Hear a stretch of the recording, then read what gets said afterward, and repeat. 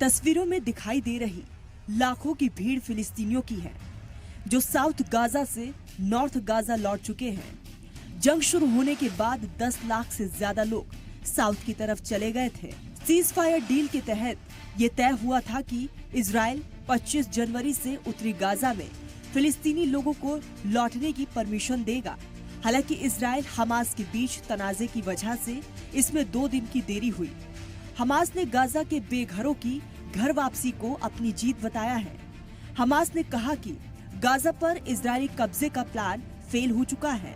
एक रिपोर्ट के मुताबिक नेतुजेरिम कॉरिडोर के खुलने के 2 घंटे के अंदर 2 लाख बेघर फिलिस्तीनी पैदल गाजा की सरहद में घुसने में कामयाब हुए हैं। इजराइल ने कहा कि हमास की तरफ से जारी की गई लिस्ट में 33 में 8 बंधक पहले ही मारे जा चुके हैं।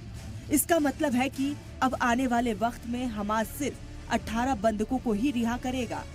इजराइल सीज फायर के पहले फेज में अब तक 7 बंधकों को रिहा कर चुका है।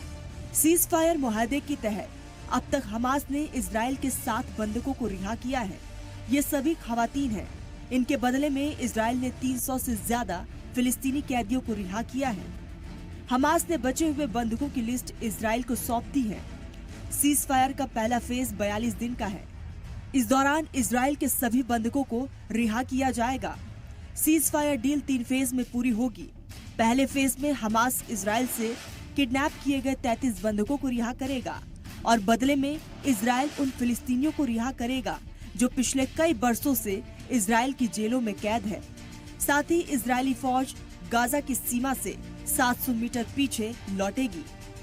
इजराइल की जस्टिस मिनिस्ट्री ने भी 95 फिलिस्तीनी कैदियों की लिस्ट जारी की है जिन्हें पहले फेज में रिहा किया जाएगा। इनमें 69 खवातीन, 16 मर्द और 10 नाबालिग शामिल हैं। इजराइल 700 से ज्यादा फिलिस्तीनी कैदियों को रिहा करेगा। इनके नाम की लिस्ट भी जारी की गई है। इस लिस्ट में शामिल कई लोग कत्ल के इल्जाम में उम्र कैद की सजा काट रहे हैं, जिनमें हमास और फिलिस्तीनी इस्लामिक जिहाद के मेंबर भी शामिल हैं। अगर पहले फेज के 16वें दिन यानी 3 फरवरी तक सब कुछ ठीक रहा तो दूसरे फेज की प्लानिंग पर बातचीत शुरू हो जाएगी। इस दौरान कोई भी हमला नहीं किया जाएगा। जिंदा बचे हुए बाकी बंधकों को रिहा किया जाएगा। इजराइल 1000 फिलिस्तीनी कैदियों को रिहा करेगा। इस डील के आखिरी फेज में गाजा को दोबारा बसाया जाएगा। इसमें 3 से 5 साल का वक्त लगेगा। हमास के कब्जे में मारे गए बंधकों की लाशों को भी इजराइल को सौंपे जाएंगे। ब्यूरो रिपोर्ट, सलाम टीवी।